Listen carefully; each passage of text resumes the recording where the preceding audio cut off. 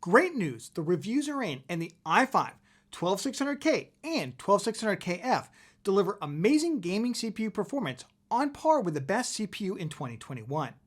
Let's go over the parts you're going to need to make the best i5 12600K gaming PC build 2021, from the best motherboard for i5 12600K to the best coolers, memory for i5 12600K, and more. Of course, that's what we do here. We get you the best price to performance in your PC.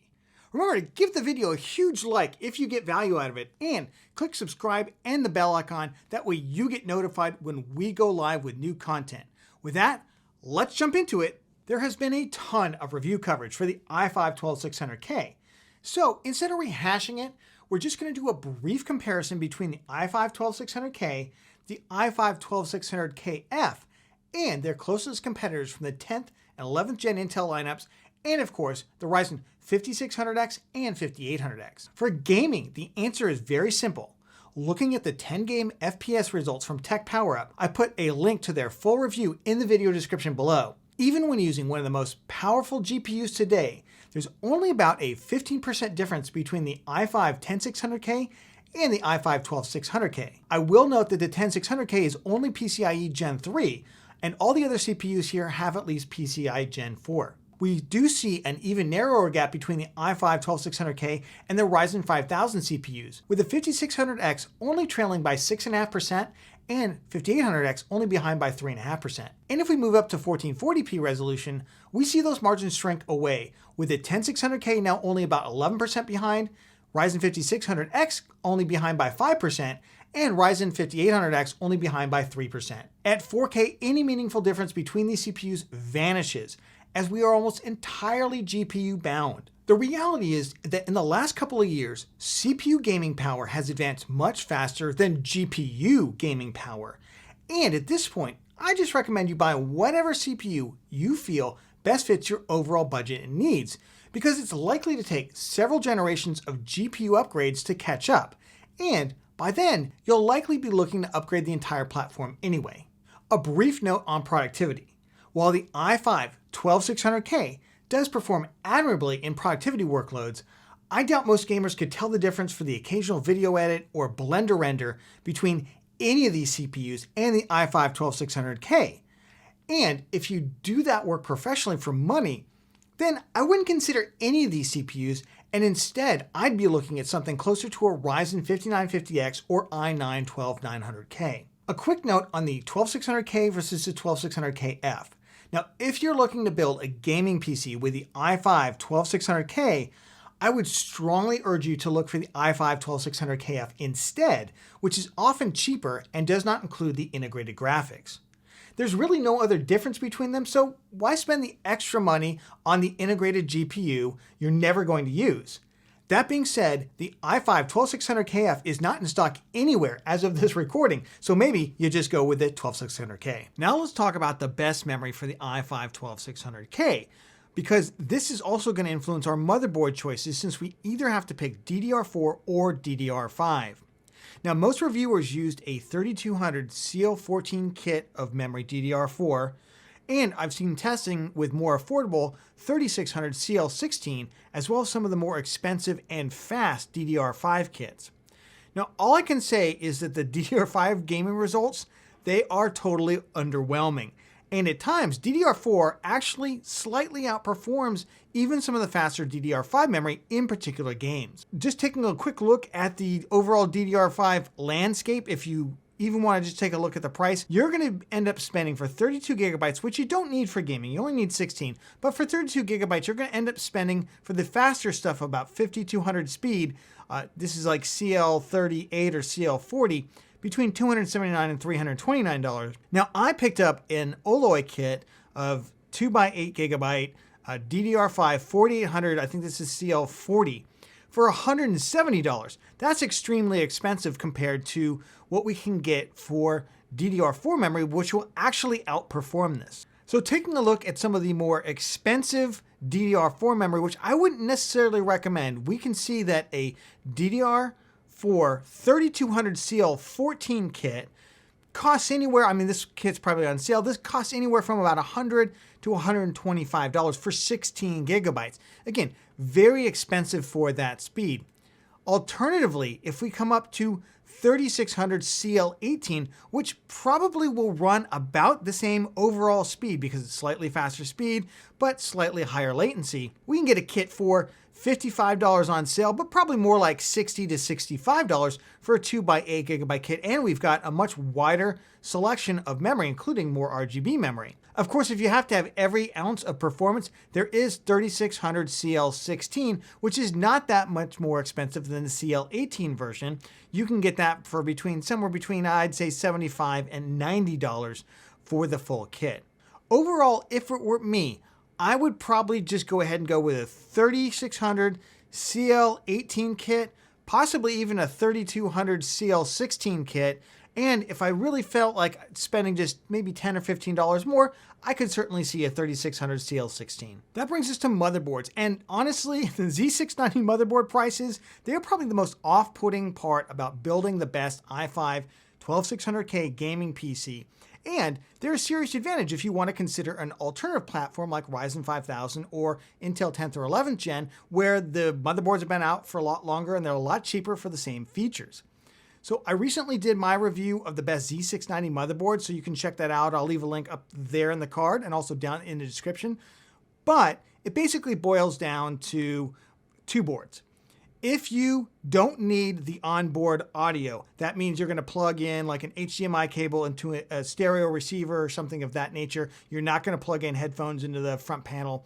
Then I would take a look at the Gigabyte Z690 UD. This motherboard, 3M.2s, it's got a really phenomenal VRM. You could definitely overclock the 12600K on it.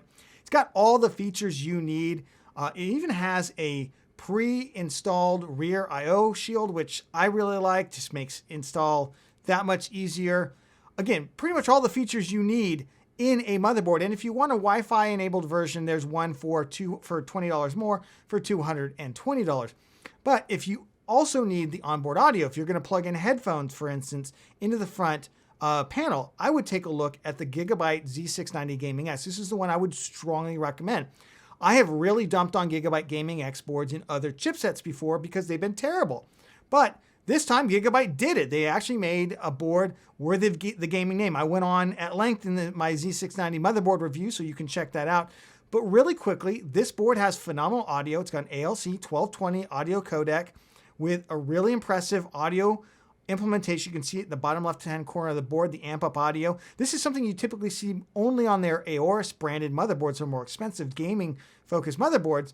And it's got all the other trimmings to it as well. It's got the great VRM. It's got the great VRM heat sinks, rear I/O shield, great connectivity.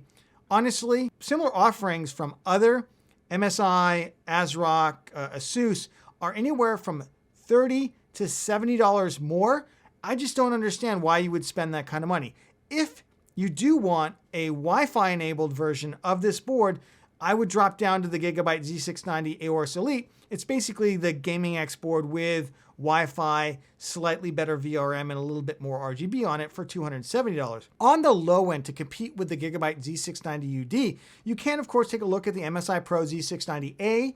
If you like MSI boards, it's got a rebate, at least as of right now. You can buy it for $210. You know, it's not that much more than the Gigabyte UD. I think overall, the Gigabyte UD, we'll see when the VRM testing comes out. I expect it to pass with flying colors. I expect all these boards to pass with flying colors, frankly, for a 12600K. And then the other one is the Asus Prime Z690P. Those are two other competing boards at the low level, but they do have the mediocre audio. So if you want something with good audio quality, you're going to have to drop probably all the way down to like the MSI Z690 Tomahawk. Now you're talking about spending $300. I hope the price on this board comes down. There's also an MSI Torpedo that we're waiting for that I think is supposed to be kind of a slightly lower end than the Tomahawk, that we might see maybe more like $260. That might be worth it, especially if it has Wi-Fi on it. So a couple boards to keep your eye out for. I would also just, you know, if you're super tight budget and you absolutely have to have the i5 12600K, you've got to have Alder Lake, you can, of course, get something like the ASRock Z690 Pro. It's $189. It's only $10 less than the UD board, slightly worse rear I/O, actually quite a bit worse rear I/O, I would say. You don't have the pre-installed shield, but this should work fine for a 12600K. In testing, the i5 12600K uses about the same amount of power as a Ryzen 5800X. You can see that on TechSpot's review here, aka Hardware Unboxed. I'll leave a link to their review of this down in the description as well. You can see it used 217 watts versus the Ryzen 5800X 225 watts. So anything that's going to cool a 5800X will cool an i5 1200K. Now, just remember, if you want to overclock, it's going to have more power and it's going to need more cooling. The other challenge with cooling the i5 1200K right now is that there just aren't a lot of LGA 1700 socket coolers available yet. Now, all the cooler manufacturers are putting out kits, and a lot of them you can reach out to them and have them send you the kit, some for free, sometimes they're going to charge you. But if you want to buy something off the shelf right now and put this together as soon as it's ready, there's not a ton ready, but there are a couple. So let's go through those. The first one that I would recommend is the id Cooling SE226XT Black. This is a brand new CPU cooler by id Cooling. It's $50 at Amazon right now, and it comes LGA 1700 ready. There is an RGB version for $10 more basically if you want to go ARGB instead. Now this has 8 heat pipes, a really nice thick heat stack to it, fin stack to it rather. Overall, it reminds me a lot of the Dark Rock 4. Really good cooler to consider. Other one to consider that comes LGA 1700 ready though, this is a thinner overall fin stack, which is the Thermaltake Tough Air 510. Now, in testing by Hardware Canucks, they thought this was a pretty admirable CPU cooler. Will probably do the job for the i5 12600K. It uses a push-pull system, 2 different fans. That in some coolers that increases the efficiency quite a bit. In others, it has more of a minimal effect to it. But that's another one that you can go. However, I would say I think as with the 5800X, I think the 12600K is a great use case for a 240 millimeter all-in-one liquid cooler, particularly a more budget-oriented one. And if you get some of the brackets that are available, and you can see these here, for $9, you can get the id Cooling bracket, and we'll show you some of the id Cooling. Of course, Noctua and others also have brackets. The nice thing about the id Cooling ones is if you buy one of their coolers, and they have a number of 240 millimeter all-in-one liquid coolers, anything ranging from the, the Frost Flow here, which is just LED lights. Basically, you're just paying more money for different kind of lighting, except on the Ice Flow down here at the bottom, which I believe has the actual pump. Rather than being in the pump head, it's actually in the radiator itself. Kind of an interesting thing, something to keep in mind when you actually install it. But you can get any of these, and if you buy them through Amazon right now, you should be able to apply a promotion here for the bracket mounting kit for free. So you can just add them both to the cart and you get it for free. I'll leave a link to these down in the description. Of course, if you want to add a lot of bling to your rig, you can go with something like the Aorus Waterforce X. Gigabyte sent me a couple of these coolers over. They are LGA 1700 ready. They have great RGB, and they've got the really cool LED on the pump head itself. Like I said, $230 over to Amazon. Links down in the description. All right, for the rest of the build, let's just do a very quick lightning round and hit the high points here. For the power supply, you want to make sure to get an appropriate size power supply for both the graphics card and the i5 12600K that's rated at least on the B tier of what used to be the Linus Tech Tips PSU Cultist tier list, but that list has moved over to the Cultist Network website. I will include a link to this down in the description, and I will update the link included in my PSU buying video, and I'll probably update that in 2022. You're probably going to want between 600 and 900 watts, just depending on the graphics card you're looking for. Then for the case, just make sure you get something with good airflow. Don't microwave your components. Cases I often recommend, the P360, the Fantex Eclipse P360A. It only comes with 2 front fans, so make sure you get a 3rd fan for the rear exhaust. Great case.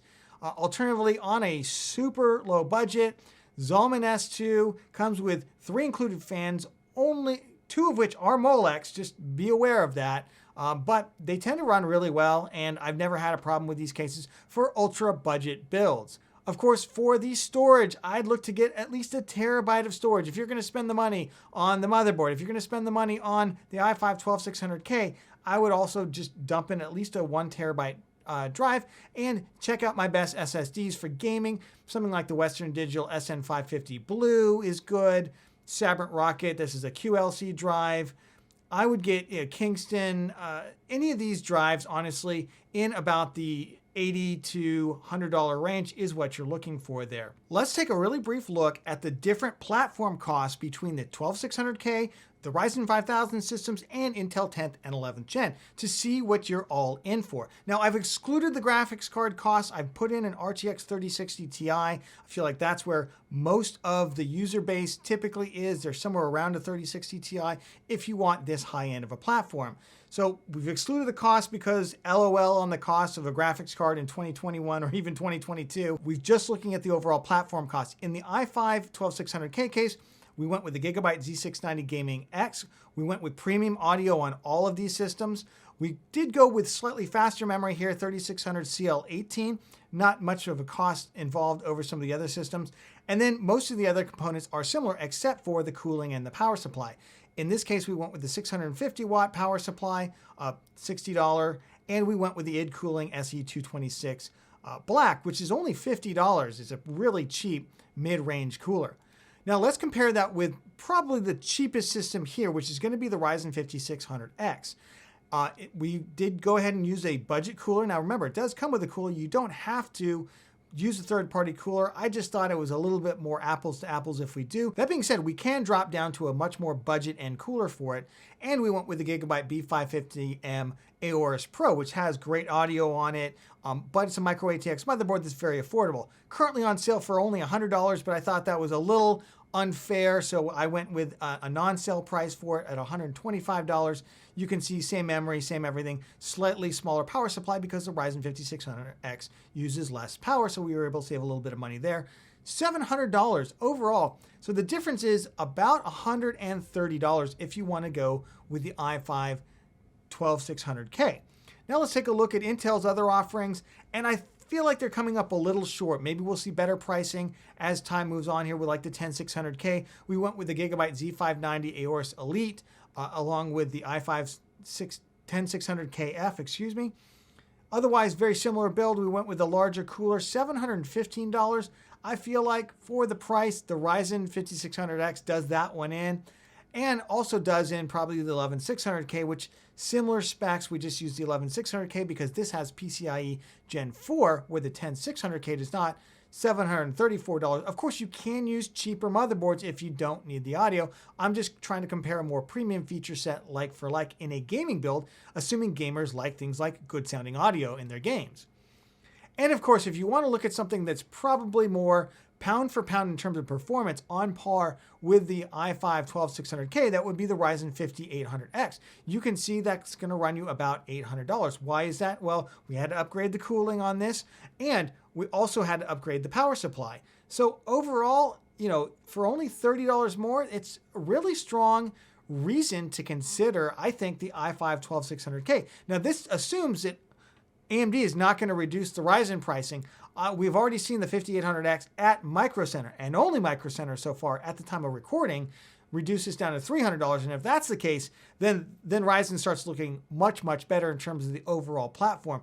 But until AMD does reduce prices like that, the i5 12600K is a very compelling platform to invest in for now and the next couple of years. Thank you for joining us on this best i5 12600K gaming build 2021 edition. If you got value of the video, remember to give it a big like. It really does make a difference to the channel and to this guy right here. And of course, subscribe and click the bell icon. That way you get notified when we go live with new content. Tell me down in the comments if you would have done anything differently. And if you want to check out the best Ryzen 5600X gaming PC, I'm going to put it right here. Go check it out, see what the differences are, and see what you might do differently. And we'll catch you on the next one.